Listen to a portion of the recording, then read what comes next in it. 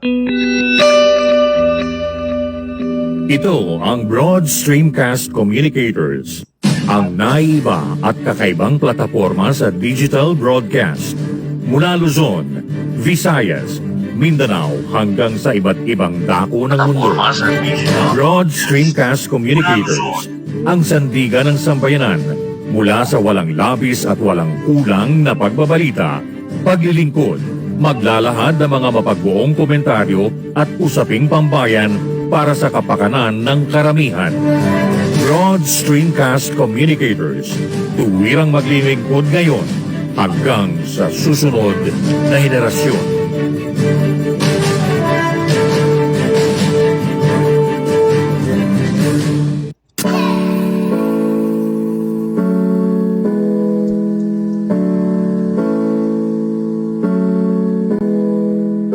Buhay Online, chikahan at kaalamang pangkabuhayan. Ating tunghayan, pakinggan at tuklasin ang mga pangyayari at kaganapan sa mundo ng online. Buhay Online, chikahan at kaalamang pangkabuhayan. Alamin ang pinaka-latest trends mula sa trabaho at kung hanggang saan na ang narating ng teknolohiyang ito. At ngayon, narito na ang ating host, ang ating Techie Mami, si Jaye C. Bautista.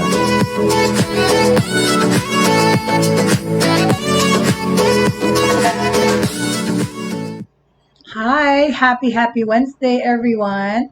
Yes, yesterday I was absent, so sorry, because I've been having some health issues, physical issues lately. I had to have my X-ray done on my bones because, because of an injury I had like years ago. I actually have PWD status because of my knees, right? But anyway, I'm back now. I'm back here. Magandang umaga po sa inyong lahat. Welcome to Buhay Online. I missed you guys yesterday. I'm so sorry, but I'm back. Yan pa, late pa ako. But anyway, I'm actually broadcasting today from my bedroom because I'm sort of resting my back. So in between working, I have to put up my feet kasi isa yun sa mga bagay na what do you call this? That eases up the stress on my legs and on my back. But anyway, magandang umaga po. Happy Wednesday sa lahat. And yesterday, Japan had their Labor Day and Thanksgiving. No? Nagse-celebrate din pala sila ng ganun. Pero like my Japanese student said, wala naman silang festivities, pero ano lang sila, walang trabaho. No work yesterday because it was a holiday. But unlike America, which is America naman, is we're gonna have our Thanksgiving. Nakikiwi ako kasi alam niyo naman po ako'y dual triple citizenship na actually. Senior American and Filipino. But anyway, in America, Thanksgiving is a very, very important holiday. Actually, to some more important than Christmas. And we have Thanksgiving on the last Thursday of November. So sa Thursday po, bukas dito ang Thanksgiving sa Amerika, November 25. Pero kinabukasan pa yun sa States because we're ahead of them 12 hours. So yeah, so happy Thanksgiving to the people in Japan at happy Thanksgiving sa atin lahat. In fact, some families have Thanksgiving then turkey dito sa Pilipinas. If some of my friends have Thanksgiving dinners and parties also. Ako rin naman through the years sometimes na Thanksgiving rin kami celebration dito sa Pilipinas. But anyway, first things first, no? Alamin natin yung mga magandang balita muna, right? Regarding technology and our lives and how we're fending here. Let's start by, let's see. I have news regarding, remember, November 15 was the start of the pilot face-to-face classes. And this past Monday naman, 22, it started. Nung November 15, nag-umpisa yung face-to-face classes in the public schools, okay? Pero nung Monday, nag-umpisa naman yan sa private schools, right? Okay. So, ito ang update, no? Here's an update on that, okay? As the heading tells you here, no COVID-19 infection reported during the first week of pilot face-to-face classes. Magandang balita, no? Meaning to say, this is from the public schools because yung public schools na nag-umpisa nung November 15, the past Monday, not this Monday. Itong Monday na to naman, yung 20 private schools ang nag-umpisa ng pilot face-to-face classes. So, ang magandang balita is that no COVID-19 infection reported during this first week of pilot face-to-face classes, right? Magandang balita, right? So, amidst the fears of the partial resumption of limited face-to-face classes, okay, at the time of the pandemic, the Department of Education or the DepEd yesterday, Tuesday, announced that there were no reported coronavirus disease infections among participating learners and personnel. Okay, gusto kong pakita sa inyo yung itsura ng mga nag-aral, no, na pumasok sa eskwela. Okay, let me just show you that graphic, okay, because it's really, to know. Okay, kung paano sila pumasok sa eskwela, ganito ang itsura. Ito, public schools ang unang nagbukas, right? The public schools opened last Monday, November 15. All right, and this is how, okay, this is how the students looked, okay? Tingnan natin, okay? All right, let me just grab this, please. Bear with me. Okay. I will just get it. Essential na. Wala akong pictures kasi nandito ako sa taas kwarto ko. Dahil nagpapahinga ako in between work. So, let me just find out again.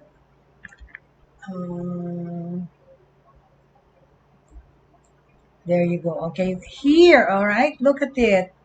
Okay, ayan po. Ayan ang itsura ng mga pumasok sa eskwela. Okay? Ayan ang mga public school. Look at the children. Pero hindi naman 2 meters yung distansya na, no? Pero at least nakamask sila. Pumasok, ready nang pumasok sa eskwela. So the good news is that no COVID-19 infection were reported during first week of the pilot face-to-face classes, okay? Magandang balita yan. It is a portent of things to come, don't you think so? In a virtual press briefing, okay, the DepEd Assistant Secretary for Field Operations gave updates on the first week of face-to-face classes in 100 participating public schools nationwide. Sa unang linggo ng ating pagpapatupad ng pilot limited face-to-face classes, ay wala po tayong naitalang kaso ng COVID sa mga lugar na ito. During the first week of the implementation of our pilot limited face-to-face classes, there were no reported COVID cases in these areas, right? Very good, okay? Garma said that there were no reported COVID-19 infections among students and teachers during the first week of the pilot run. Thank you, Lord. Sana magtuloy-tuloy. However, he clarified that this data is based on 56 out of the 100 public schools that started the implementation of pilot face-to-face classes beginning last Monday, November 15. Garma said that 56 schools have so far submitted their weekly school report. Tapos sabi niya, inaasahan po natin yung iba kong paaralan ay makapag-submit na rin within the day. We are expecting more schools to submit within the day, okay? Meanwhile, sinabi nitong si DepEd Assistant Secretary for Field Operations, si Mr. Garma said that he clarified that this data came out of 56 schools only. Garma said that 56 schools have submitted so far their weekly reports. Meanwhile, Garma explained that there are 7,324 learners and 1,129 teaching and non-teaching personnel who are participating in the pilot face-to-face classes in 100 public schools. Totoo naman yan. Hindi lang yung mga estudyante, yung mga teachers, yung mga staff ng eskwelahan, kahit mga janitors, di ba, itinatrace din natin yan kung saan sila pumupunta, from the home to work, lahat yan lumalabas ng bahay. So, dapat yan contact tracing, no? Based on the initial reports, Karma said 73.3% of learners who are attending limited face-to-face classes are from kinder to grade 3. Okay? Meanwhile, 25% are learners from senior high school. Okay? Overall, the DepEd data showed that 1.7% are both from kinder to grade 3 and senior high school levels. Okay? Meanwhile, Education Secretary Leonor Briones recognized that some stakeholders, including mga magulang, learners, teachers, and even local governments, might still be hesitant to participate in pilot face-to-face classes in the fear of contracting the disease, among other reasons. Okay, right?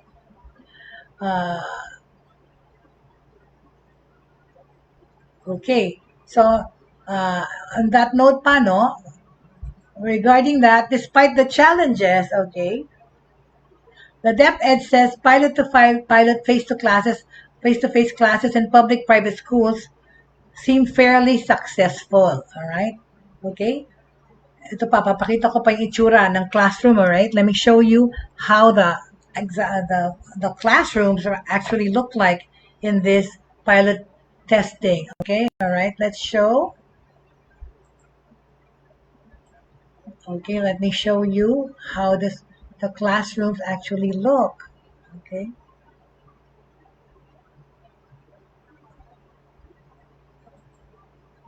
All right.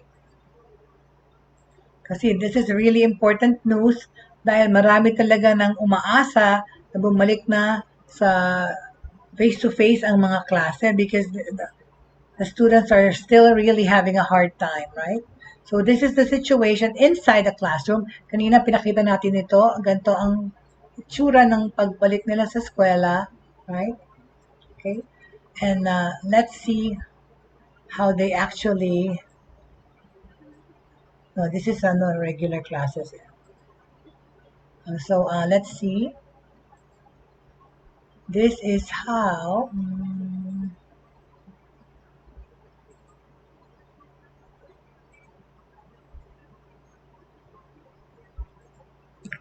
All right. Okay. This is how the classrooms look. Okay. There you go. There you go. See. So this is how their classrooms look.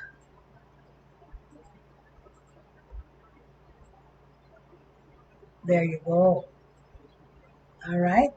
Ayan, oh, merong mga partition, pero yung side by side, meron pa ring partition. Tsaka, I think only certain number of people are allowed to are part of this pilot test. Tsaka syempre, no, they had to screen, the parents had to screen. Hindi lahat ng magulang pumayag na ipasama yung kanilang anak dito sa maging guinea pig sa pilot test run. Syempre, they're afraid magkasakit ang anak nila. But, of course, they were selected, okay? The people who joined this test.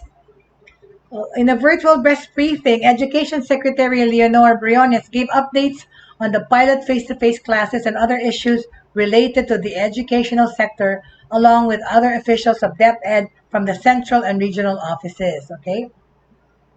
Dalawang major events ang nangyari this past week. There were two major events that happened these past weeks, according to Briones, okay? Briones was referring to the opening of the face-to-face classes, okay, in public schools last November 15, which now is followed by the opening, of course, this past Monday, November 22, for the 20 private schools that were selected. The face-to-face classes were fairly successful for both the public and private sectors, according to Briones. In the same briefing, sinabi ng DepEd Assistant Secretary for Field Operations Malcolm Garma, he also gave updates on the number of participating learners and teachers, as well as other related concerns during the first week of pilot face-to-face classes in 100 public schools located in low-risk areas nationwide. Okay? Sinabi ni Garma that 7,324 participated students, okay? 7,324 ang estudyante, 1,129 school personnel participated in the pilot face-to-face classes in public schools. Citing initial reports, Garma noted that 73.3% of students who are attending limited in-person classes are from kinder to grade 3, and 25% are learners from senior high school. Meanwhile, Garma said that 1.7% are both from kinder to grade 3 and senior high school levels, okay? It's a challenge for schools, teachers, and students. Meanwhile, let me share to you the challenges that they went through, okay, in ensuring safety school operations. Based on initial reports from participating schools, he noted that among the challenges include insufficient budget for health essentials. Ayun na nga. 'Di ba? Kasi sa pag-prepare ng mga eskwelahan na 'to, kinailangan yung mga safety protocols, kinailangan mag-construct ng mga safety barriers or kumuha ng mga essentials, health essentials. So, nagkulang sa budget, as well as the compliance of students to health and safety protocols. Another concern was the improper disposal of infectious waste materials in the public schools, in the pilot schools rather. Meanwhile, among the challenges encountered by the students and on the teaching, kakainis naman to. All right, and on the teaching and learning aspect include limited time to clarify lessons, and the difficulty of seeing what is written on the board due to physical distancing. Yun na nga, hirapan yung iba malayo ang nababasa, pero yun ang kailangan lahat magsalamin. Garma also noted that some learners cannot clearly hear what the teacher is saying because their speech is affected by the face masks that they are wearing during the pilot face-to-face classes. Ayun pala, nagtuturo nakamaskara. So somehow, na-impede yung pagsasalita, right? Meanwhile, among the challenges also encountered by the teachers include limited time to accommodate concerns of students. Yun na nga yung hindi sila makapag-confer or hingi ng advice or hingi ng answers ng tulong sa teachers, as well as limited teaching and learning resources. Okay? Alam na nga natin yun talaga, pero dapat, tsaka yung oras, mabilis lang. Teachers also raised concerns about the multiple attention to learners in the face-to-face classes and those using modules. Some learners are not ready to participate in physical classes, he noted. DepEd Director for Curriculum and Development, Jocelyn Andaya, also shared updates on the pilot face-to-face classes in private schools, okay? Okay. In the 18 private schools that pushed through, okay, ayan, 18 lang pala ang nag-push through na private schools. 20 ang na-approve, hindi sumali ang dalawa. I never got the list of these schools. Tingnan ko nga if I can get a list of the schools.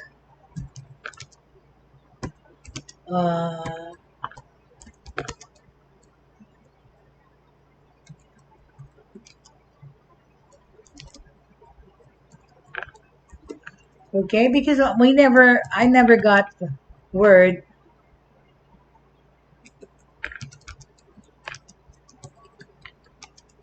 Let me see if I can find it, okay? Oh, no.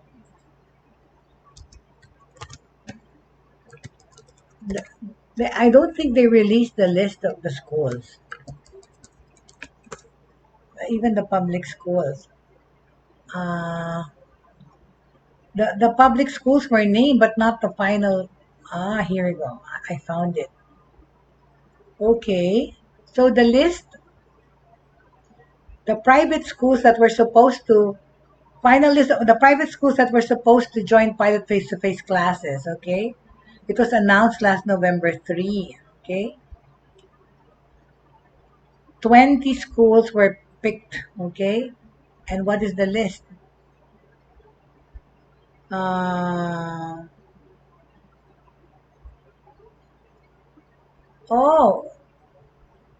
So So they, where's the list? How come I don't have the list of these schools? All right, because why didn't they give us the list? See, it's not listed. Hindi ba gustong paalam kung ano yon? Nope, I don't have it. I'm sorry. So anyway, so only 15 of the schools, okay? Only 18 of the schools participated. Okay? Uh, what happened? Okay? So what were we saying? That the challenges included, of course, limited time to accommodate the children. In the 18 private schools that pushed through were the pilot face-to-face classes on November 22, which was last Monday. Andaya said that there were 555 kinder to grade 3 students, oh my God, elementary, and 1,732 senior high school students. There were also 375 school personnel who joined the pilot run. Meanwhile, Briones expressed confidence that more schools will participate in the pilot implementation of limited face-to-face classes in the coming months. So, hindi pa bubuksan totally. Unti-unti sigurong aanyayahan nila kung sino yung mga gustong mag-participate muna, right, sa pilot runs. This after President Duterte approved DepEd and the Department of Health to decide on the expansion phase of the limited face-to-face classes in its pilot run. So that's good news, right? Tama, ito na munang mga 100 schools na public schools na to at saka 20 private schools. Tapos, pwedeng gradually increase naman yung numbers, right? Depende, right? Exactly. So, so yan ang balita tungkol sa pilot face-to-face classes that happened, and the latest update, okay, of how it ensued, kung paano ang nangyari dito. Magandang balita po na no COVID-19 infections were reported during this first week of pilot face-to-face classes. Okay, very good. Okay. Anong mga eskwela ang napili? Well, yung public school lang ang nag-ano ng ano like ng eskwela, ng listahan ng eskwela. Pero yung private schools hindi pa sinabi. I don't know why. Okay. Okay. Ito ang nangyari doon. Okay. Banggitin natin yung ibang eskwela. Okay. Some of the schools ng first batch sa Luzon, 4 na eskwela po ang nagbukas ng public schools.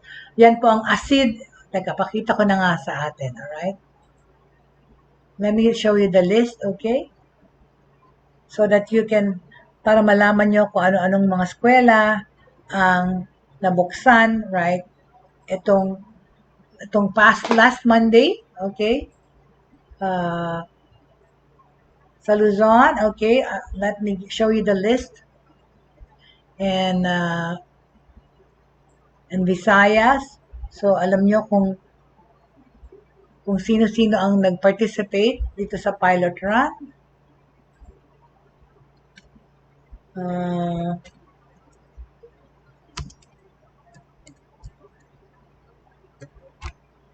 Okay. Here we go. This is from Luzon and Visayas, okay? Some of the schools that participated.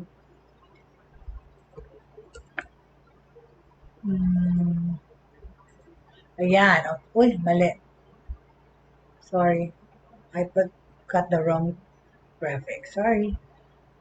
Anyway, so exciting time para sa education, pero at the same time, of course, nakaka-nervyos na sana ma-maintain na walang ma-infect, right? Because otherwise, why? Oh, I'm sorry. Bakit is the same thing? Alright. I'm sorry. What am I doing? Anyway, sabihin ko na lang kaya. Okay, announce ko na lang. Sa Luzon, 4 na eskwela. Okay? Sa Luzon, ang nagbukas sa public schools, right? Ayun naman pala. Si Jay talaga. No wonder. I was trying to grab the wrong graphic. Okay, sorry. Okay, one more time, okay?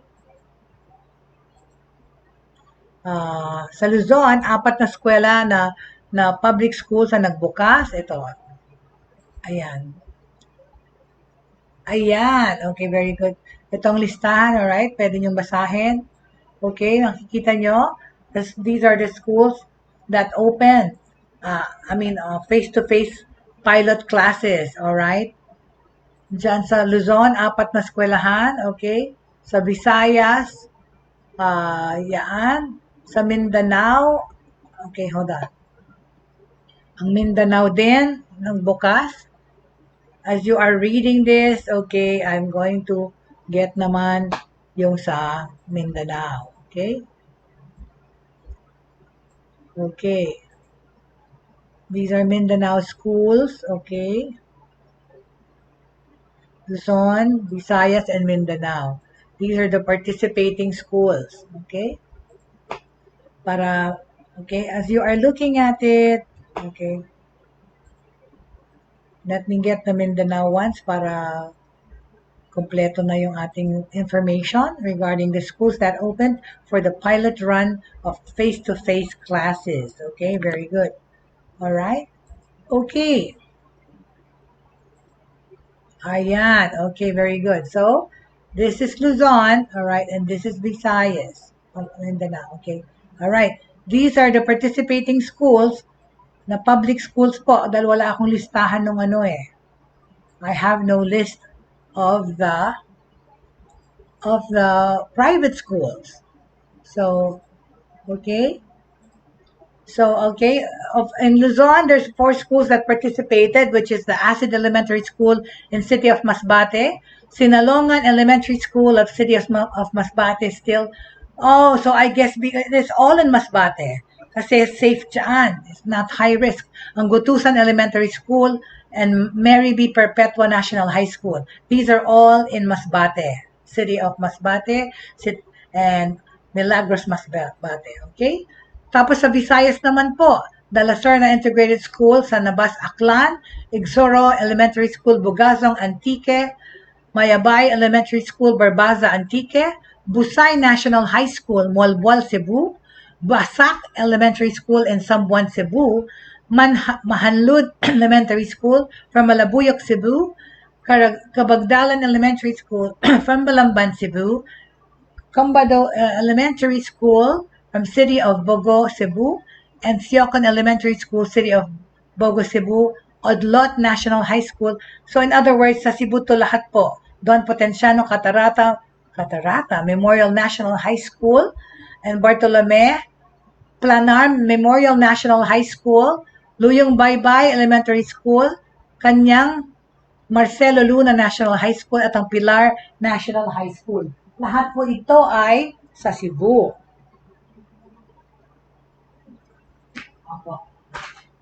Lahat po ito ay sa Cebu, okay?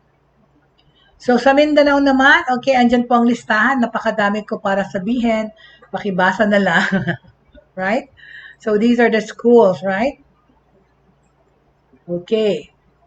So, yan po ang mga pilot classes na eskwela na nag-participate in the pilot class, face-to-face classes, okay?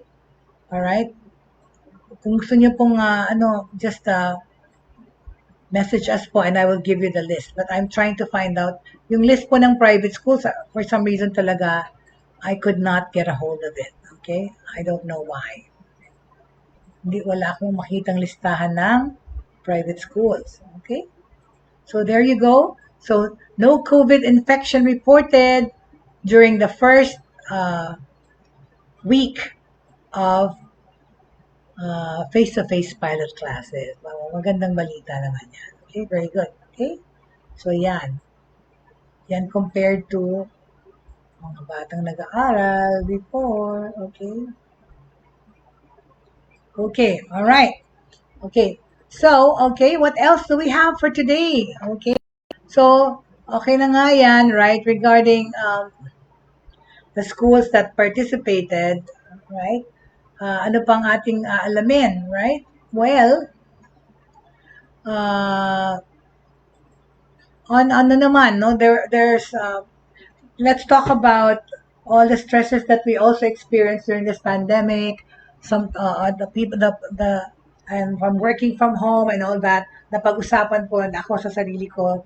I only sleep. Ano 3 to 4 hours a day, which is I know is really bad, right?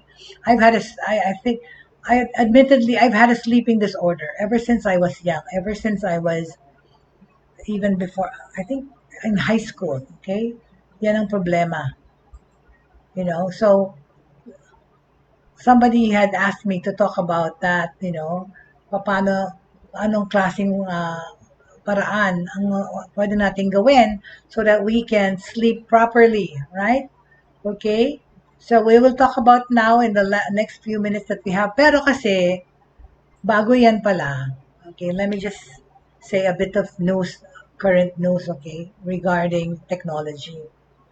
All right? Um, yung Tesla, okay, yung Tesla, this hybrid car maker, ito lang news Tesla is recalling 7,600 US vehicles for potential airbag issue, okay? Kasi lagi nangyayari yan, di ba? Nire-recall pagka may problema. Tesla is recalling 7,600 vehicles sa Amerika because the driver's airbag cushion may, ano ba yan? What's happening to my computer? My gosh, okay? It's annoying.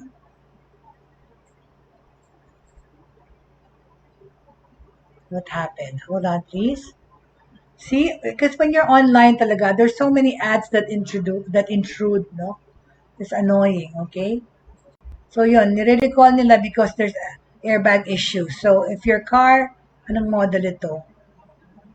Okay, the driver's airbag cushion may tear during deployment, okay? The National Highway Traffic Safety Administration said the recalls covers itong mga model ang inire-recall na kotse ha. So kung ang kotse nyo ay gantong model ng Tesla, the recall covers 2021 Model X and Model S vehicles.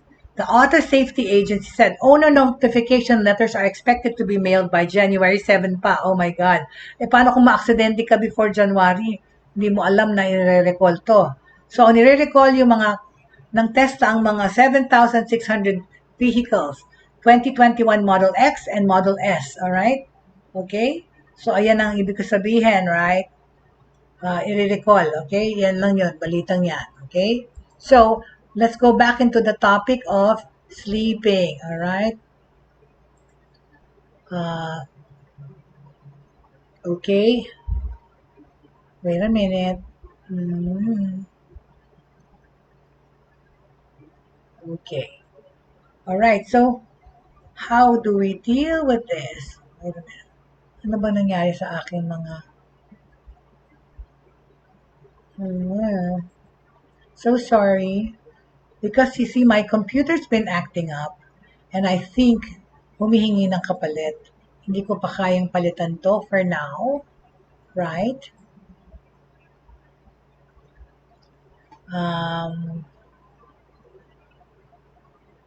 What happened to my... See, now my computer's hanging. Okay. What are the most effective sleep habits that can improve our health and well-being? Okay, let's talk about that now ng konti, all right? Sleep plays a big role in appetite control, muscle recovery, and the body's immune response. And ako lahat to, wala. Zero ang effect sa akin kasi nga hindi ako natutulog ng mabuti. You need to get the right amount and quality of sleep so you can move effectively, think clearly, and balance your eating, okay? You spend 1/3 of your day sleeping to effectively prepare your mind and body for the next day. Ang kaso ako nga, I only sleep 3 to 4 hours a day, I swear. And yeah, my friends who see me online will attest to that. Minsan, ang anak ko nga growing up, he would see me before he sleeps on the computer working. Paggising niya sa umaga before he goes to school, when he wakes up at 6 o'clock, nandun pa rin ako sa computer. And my son would say, Mom, did you sleep at all? Kasi may mga times noon na hindi ako pa natutulog, 6 o'clock na ng umaga. And I would sleep, like catch a few winks of ilang 3 hours before my meeting happens, kunyari ng 9 o'clock ng umaga. So, I will grab a few winks. Pero alam ko it's not healthy and it's really not right. Because, right, you spend 1/3 of your day dapat sleeping so that you can be effective. Pero yun na nga I've been living like this, I work like this, I've accomplished a lot this way. Pero it is not right, okay? We should sleep more. Always prioritize getting quality sleep, okay? During a normal sleep cycle, different systems in your body, you work to release and balance the hormones, all right? Repair the damaged cells and tissues and stimulate essential brain functions, okay? Here are the most effective strategies that you can do, okay? From the moment you wake up until you go to bed, okay? At night, so you can get 7 to 8 hours of the much needed quality sleep. Oh my God. If I get in 5 hours, I'm good. Because pag naglampas po ng 5 hours yung tulog ko, para akong binugbog yung feeling ko, parang lalo akong napagod. Right? Parang nahilo ko sa parang sobrang daming tulog. Okay, first of all, you have to create a good sleep environment and eliminate distractions. Ayan po yun, okay? Invest in a good bed with perfect pillows that can enhance your sleep experience. You don't want to experience discomfort from a stiff neck or a backache that may disrupt your sleep, diba? Unang-una din, fix a constant room temperature for your most comfortable sleep. Ako, no, truth be told, kami ng anak ko, we cannot sleep without both the air conditioning and the electric fan on. That's the comfort for us to sleep in, the comfortable environment, okay? So fix a constant room temperature for your most comfortable sleep, okay? Number 2, eliminate distracting sounds that might wake you up, like appliance noise or yung cellphone nyo, nagre-ring or kahit na yung vibration, nakakagising yan. Air conditioner or electric fan or electronic devices, and manage environmental sounds like animals, okay, cars and neighbors by soundproofing your windows. Wear earplugs when needed, okay? Avoid sleeping with your television or devices on. Oh, guilty, because these devices emit blue light that affects melatonin, the hormone responsible for making you sleepy. Oh my gosh, is that it? I never knew this all these years. Oh my God. Kaya pala siguro rin. Kasi most of my life I spent online and in front of a computer. Maybe that's the reason why. It's already eaten up all the melatonin in my body. That's why I can't sleep. My gosh. Okay? Try to sniff lavender oil, the most frequently used aromatherapy oil for sleeping because of its relaxing effects. Okay? Try to sniff lavender oil now. Okay? Exposure to food at night can trigger cravings. Do not put a mini fridge inside your room. If you are watching a movie, avoid the habit of late night snacking. Oh my God, guilty again. Talaga naman, sino sa atin ang hindi nagbe-midnight snack? Sino sa atin ang hindi nagkukot-kot ng snack or lalo na tong working from home, right? It is so difficult to not do that. Stand up or make a bot, right? Grab or reach out to things to eat in this pandemic, right? Set a limit for web surfing, social media activities, okay? I mean to say, of course, yung late night snacking muna tayo, saka na muna yung lab. Eating close to your bedtime can negatively affect your sleep and your weight. Avoid eating 2 or 3 hours before you sleep. O, ayan avoid eating 2 or 3 hours before you sleep. That's why it is a good habit to brush your teeth right after dinner para masama na yung taste mo pag kumain ka pa, di ba? Devote time for activities that can help you sleep better, all right? Okay. Devote time for self-care, okay? Evening routines that can make you sleep better, like taking a relaxing bath. Ako yan, I take a shower before I go to bed because that relaxes me from the stress of working all day. Tsaka yun na nga, I cannot sleep with dirty clothes on or yung ginamit mo sa labas or anything. I have to change into my jammies.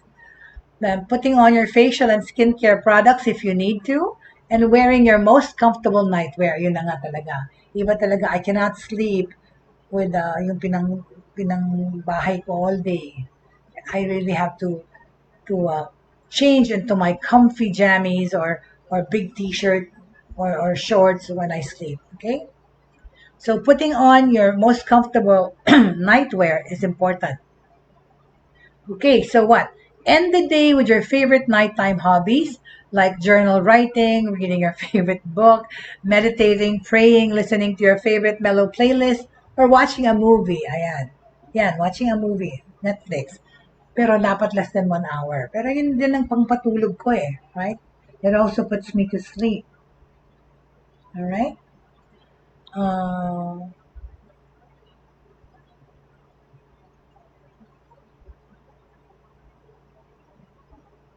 okay, alright. So, spend some time to chat with your spouse or your kids with a good night kiss and hug. Avoid thinking about your work and other tasks for the next day. Then just relax and enjoy the rest of the night.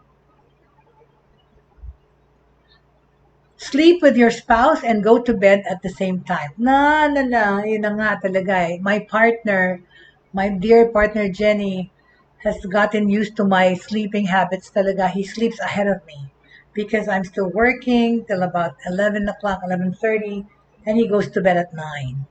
But we wake up, yun na nga, he goes to bed at 9, but we wake up at the same time. Can you believe it? I sleep like around 2 o'clock or 3 in the morning, and he wakes up at 6, and I'm also up the same time because I only sleep 3 hours, right? Not healthy, I know. Okay? Sleep with your spouse and go to bed the same time if possible to feel the much needed comfort that can help both of you sleep better. Okay? Condition your body throughout the day for a restful sleep. Get enough formal exercise, cardio, strength, core, and flexibility to stimulate your heart. I do my physical exercises before I get up from bed. At saka I've been attending my physical therapy sessions because of my bum legs, my pilay, right? But now my back is getting worse. I don't know, but anyway, I do exercise. Okay, um, stimulate your heart and muscles for at least 30 minutes a day. Okay, progress by progress by increasing the exercise duration and intensity as you get stronger. Okay. Continue to move more during the day by doing lifestyle activities like household chores, outdoor errands, okay, and lifestyle. Okay. Okay, ngayon ko lang nakita yung mga pangalan. Hello there! I'd like to welcome Tita Agnes Lakap to the show. They're watching Alexa and Tita Agnes Lakap. Hello. Joselito Pratosa, watching all the way from Ireland. Thank you so much for joining me today. Because my phone was nakahiga, I couldn't read uh, much the people online. All right. Okay, and thank you so much for joining me. Uh, so I'm still talking about how to improve your sleeping. All right. So so exercise for at least 30 minutes a day. Continue to move more during the day by doing your lifestyle activities like working, household chores, outdoor errands, and lifestyle walking. Studies show that exercise and movement can improve the amount and quality of sleep. Talaga, yun na nga, I'm very na nga, I move around, well, sedentary life nowadays, but I do walk to the corner store or at least, go run errands. I go to the grocery, go to market, okay? Avoid intense exercises like fast running, high intensity interval training, and heavyweight training 3 hours before your bedtime. If you will exercise in the evening, choose light to moderate intensity workouts like Pilates, yoga, okay, dance, pwede palang dancing, light to moderate resistance and core training. Okay, and ito pa, limit your afternoon naps to 30 minutes a day. Excessive afternoon naps can negatively affect your sleep schedule. Wala. If I even can take, tawag doon, 40 winks, that's my nap, 40 winks. Okay? There's an expression nga in America, in English, yung I'm taking 40 winks, which means a nap. A 10-minute, di ba? Yan sinabi, a 10-minute refresher nap is good once in a while. Eat healthy foods that can improve your sleep, like nuts, yogurt, milk, healthy grains, fruits, and vegetables. Avoid drinking too much. Too much water. Ang paisa, guilty again. Ako, I really drink so much water all day long. Avoid drinking too much water 2 hours before you sleep. Oh my, but that's not the bulk of my waters before I sleep. I chug a whole container, right? Okay. This will prevent you from waking up to urinate. That's why pala. Yun na nga yun. When you drink too much, it will disrupt your sleep because you feel like peeing, right? So limit your consumption of alcohol too. It is a depressant, but can greatly affect your sleep quality. In addition, it can affect your exercise performance and control overeating the next day, all right? Manage your day to avoid successful thoughts at night. Avoid stressful thoughts at night. Do not go to sleep with a problem, kung pwede lang, right? Relax your mind. As soon as you wake up, create a schedule for your day and try your best to follow it, okay?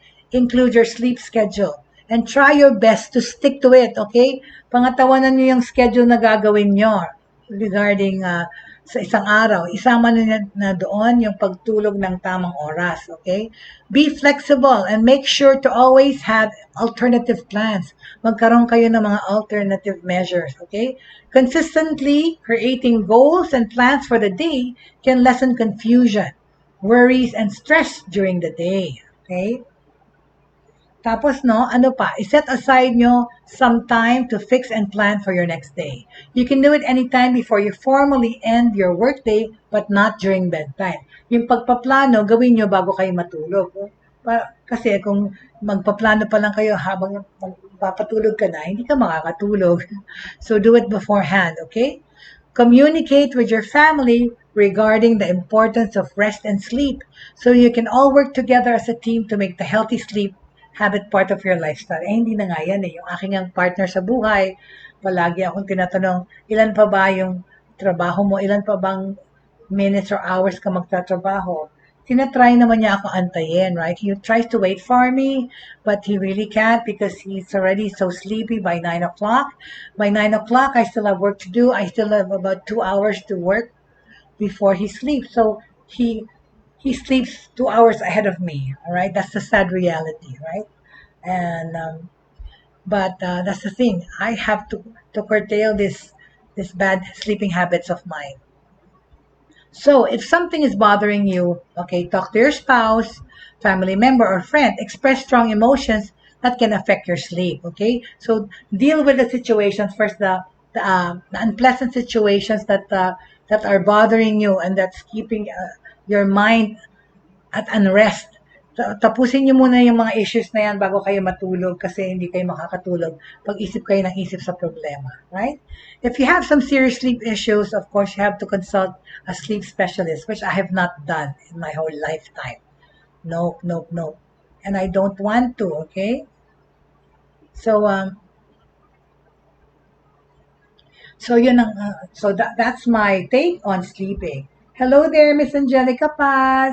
Hi. Welcome. Thank you for watching. Okay. So, so those are my tips regarding sleeping and tips that I should actually follow and observe myself because of my sleeping disorder. Okay. So, tomorrow, papag-usapan natin din yung mga iba pang things like nowadays, what do we learn? We learn so many things. We can actually study and acquire skills that we learn online, right? Because technology is such that we can actually learn a new trade, we can actually learn new languages, we can actually find new jobs in this pandemic because of technology. And then tomorrow we will discuss what kind of opportunities being online or going online in this pandemic has given us, di ba? Kasi ito na naman, oras na naman ulit para magpaalam. Teka, meron dito, wait a minute, okay? So tomorrow, we will start talking about things that affect our lives, right? And also, of course, major breakthroughs in technology.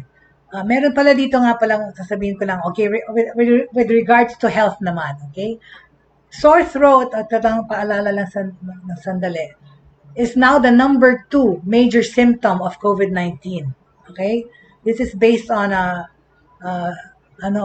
what the World Health Organization said last week. With the continued spread of COVID-19 that has sickened more than 2 million Filipinos, many fear that their dry coughs and sore throats may be a symptom of the dreaded disease. Tapos flu season pa, no? And it is a cause for concern as these two are some of the most common symptoms of COVID-19 based on the World Health Organization's assumptions, right? Or kanilang sinabi sa atin. While there are no cures for COVID-19 currently, it is important to address the symptoms as they come in order to recover faster. For sore throat, that means taking Strepsils lozenges at the first sign, ito nagkakasore throat na ako, of throat discomfort. Ang mga lozenges na kagaya ng Strepsils tsaka yung fisherman's cough things that I take is a considerable advantage rather than gargling. But anyway, results of a clinical study suggested that among sore throat product formats, the lozenges, after considerable advantages, it has an advantage more than gargling with betadine or something. Kasi daw, ang lozenges offer faster, effective, and longer relief for throat pain. The same study found that lozenges were more advantageous than gargles, and the benefits were seen in terms of proportion of medicine delivered to and cleared from the mouth and throat combined, okay? Ang mga lozenges kasi provide deep down, long-lasting relief against sore throat versus gargles. And it protects the throat for up to 2 hours, okay? Unlike gargles, which are expelled from the mouth, lozenges were kept in the mouth longer. Diba? Kasi yung nilulunok mo yun eh. Yung natutunaw na candy, na lozenges. Pero yung gargle, you spit it out, right? It provides a steadier supply of medicine to the throat. This results in greater activity in both the mouth and the throat for up to 20 minutes, even after the lozenge is completely dissolved. Thus, the study conducted that lozenges provides faster and more effective ways to prolong the delivery of the medicine to your throat for your sore throat relief. Okay? 2-in-1 defense against symptoms of sore throat. Sore throats are a common symptom experienced by people with COVID-19. Okay? Itong Strepsils ang makakatulong sa inyong mabuti. So, kumuha kayo ng Strepsils or yung fisherman's thing, yung akin, fisherman's ang brand.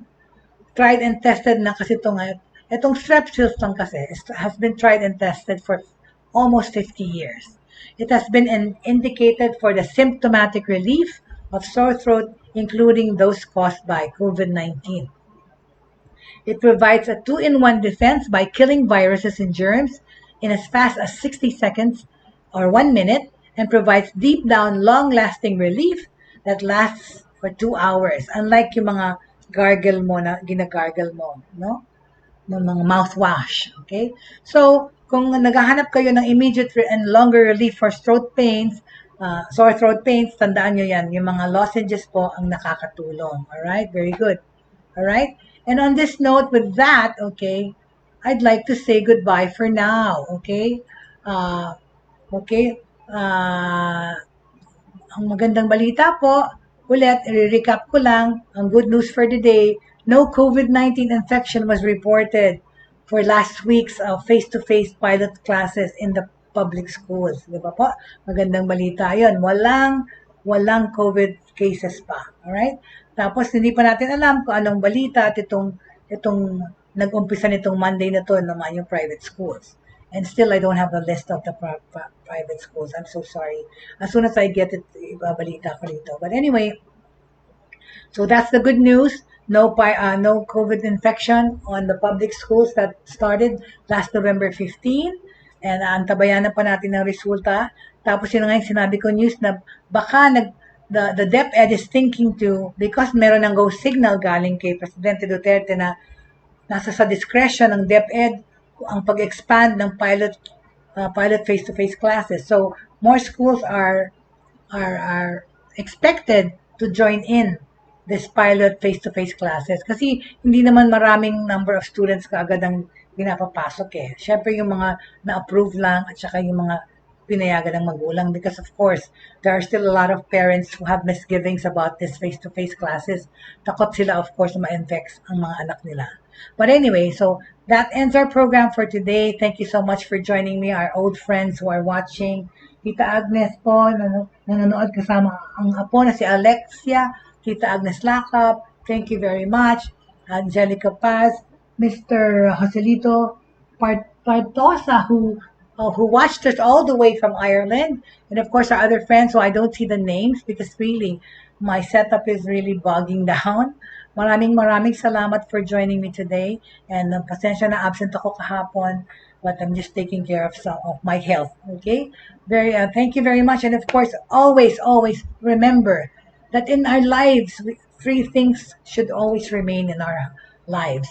That is faith, pananampalataya, hope, pag-asa, and love. Pagmamahal for everyone.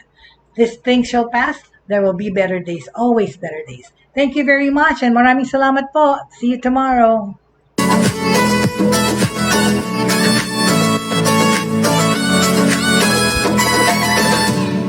Inyong natunghayan at napakinggan ang mga makabagong pamamaraan sa mundo ng online sa pamamagitan pa rin ng Broad Streamcast Communicators. Hanggang sa muli,